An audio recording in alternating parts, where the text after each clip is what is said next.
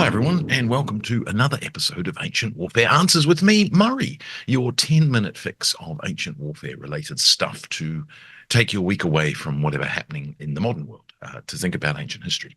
And we've got a bit of a doozy for you today. It's a question sent in by Greg about the Battle of Panium, or Panium in 200 BC. We'll get to that in a minute. Of course, you can ask us a question, send us an email, send us a postcard, comment on one of the other videos or podcasts. Now, of course, you can also back us on Patreon, 3 different levels. Even get a copy of the magazine digitally or in print. Legionary, Optio, and Centurion. $1, $5, $10. $5 gets you the magazine in digital form, and $10 gets you the magazine in print form. Right.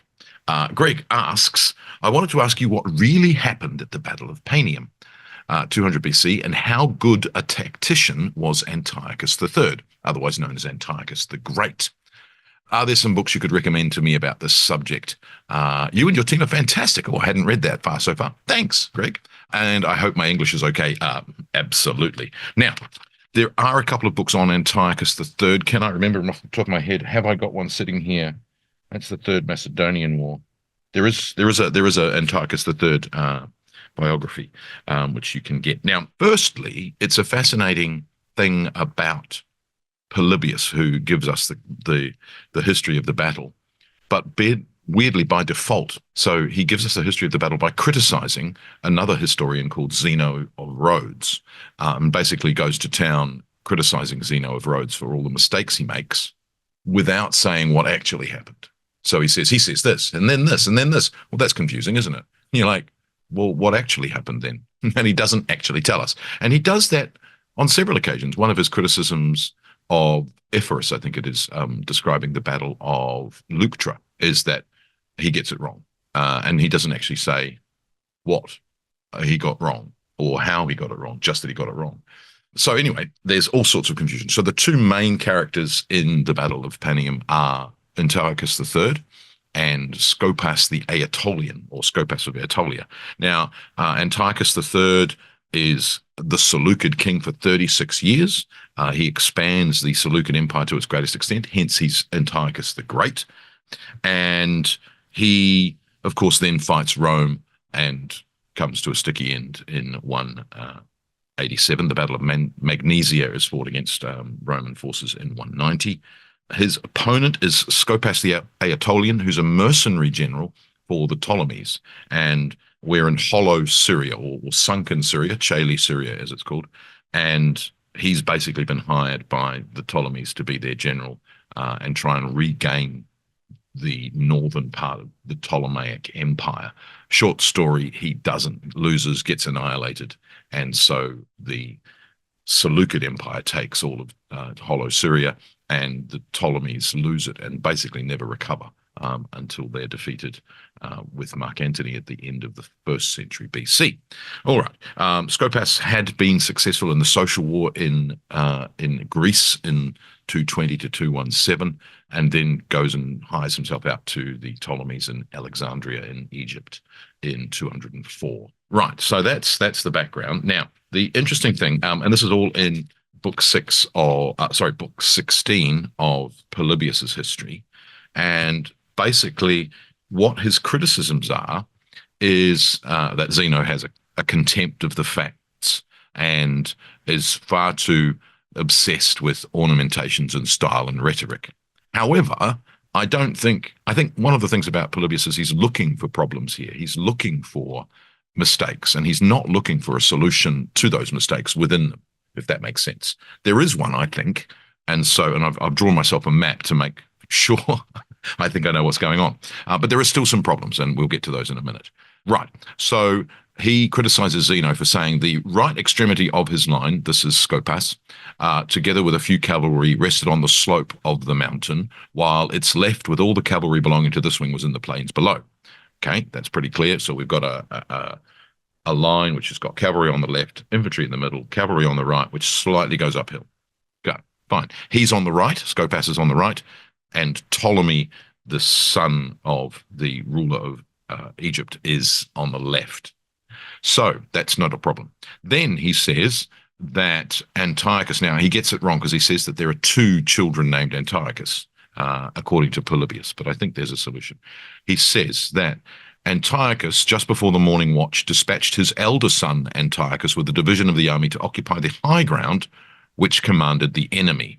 And then at daybreak, Antiochus, the king, led his army across the river which flowed between the two camps and drew them up on the plain, arranging his heavy infantry in one line facing the enemy's centre, and his cavalry some on the right and the rest on the left. So, again, what you've got then is a phalanx with a right and a left, and with cavalry on the right and the left. And there were some heavy horsemen, cataphracts, on his right wing under command of his son Antiochus. Now, here he names a second Antiochus. But I think Polybius is looking for a problem because it's the same Antiochus, I think, which I will get to in a minute.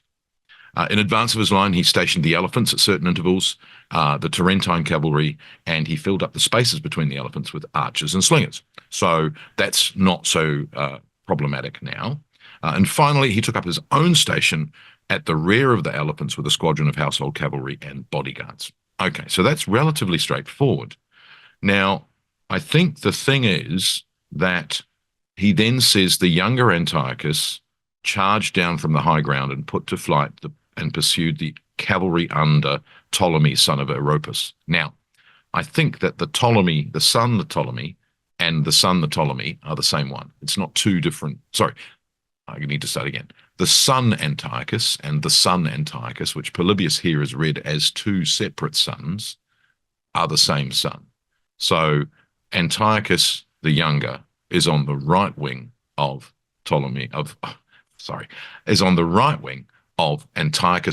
Antiochus's formation. He takes the heavy cavalry and he goes up onto the mountain so that he's commanding the left wing of Scopus's army, which is where Ptolemy is stationed with the Ptolemaic cavalry. At the beginning of the battle, as Antiochus is leading his army across the river, that's when Antiochus the younger charges down and defeats Ptolemy's cavalry on the left of Scopus's army. I think that's relatively straightforward. It is a little bit confusingly written in Zeno, but we've got Polybius telling us it's confused, and he's not looking for a solution.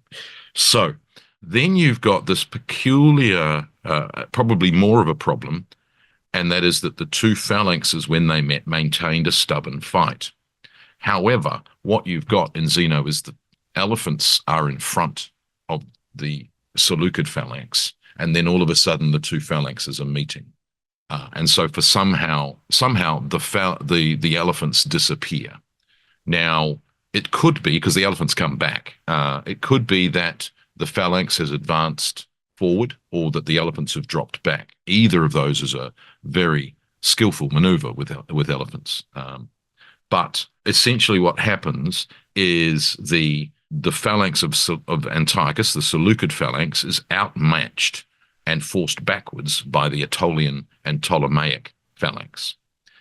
They retired step by step, and then we get the line, while the elephants received the retreating line and did great service in charging the enemy, which makes it sound like the Seleucid phalanx has somehow got ahead of the elephants.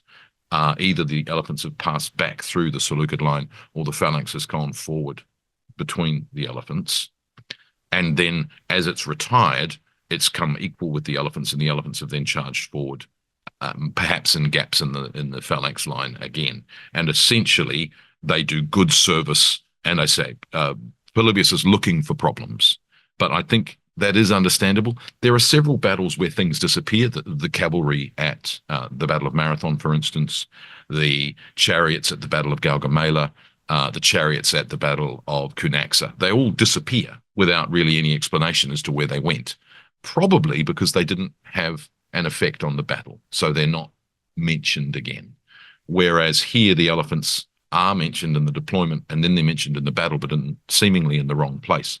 It's almost as if the account omits the maneuver to get the elephants behind the phalanx or the phalanx in front of the elephants, because it wasn't the crux of that battle. And that would be my suggestion for it, but I'm looking for a solution, unlike Polybius, who's looking for a problem. Now, we then get The Aetolian cavalry were thrown into a panic during this engagement because they were unaccustomed to the look of the elephants. That goes all the way back to Herodotus, and that would explain that. Then this is the Aetolian cavalry on the right, engaging with the elephants. Now we get the idea that the Seleucid cavalry, which is the younger Antiochus on the right wing of the Seleucid army, makes the Ptolemaic cavalry on the left wing of the Ptolemaic army flee. Then he surrounds the remaining phalanx and Aetolian cavalry. So you've got the phalanx and infantry at the front, and then the Antiochid cavalry at the back, and they surround the Ptolemaic forces under Scopas and annihilate them. And so he sustained the most imminent peril when his phalanx got surrounded by the elephants and cavalry and was the last man to retire from the field. So I think it's actually straightforward, but it's been made complicated by the way that Zeno wrote his account, and also by the way that Polybius wanted to criticize Zeno for the way that he wrote his account. But he doesn't clarify. He says this, that's not what happened, this is what happened. He just says, he said that. Why did he say that? That makes no sense. So I think that you can see a solution through it. I can make it work, but it requires that the two younger Antiochuses be the same person, and therefore the one on the right wing and the one on the high ground are the same guy. It also requires that we assume something occurs about the positioning of the elephants and the phalanx and swapping places. But those to me are not big problems. They are problems that can be solved, and you have a workable solution in that. But as I say, one of the things about Polybius's account is he's looking for the problem. He's not looking for the solution. And I think one of the things that is a skill of the modern historian, the modern ancient historian, is looking for a solution rather than simply pointing out problems. So I hope, Greg, that answers your question about what really happened at the Battle of Panium in 200 BC. And I look forward to the next question for Ancient Warfare Answers. Thanks. Bye.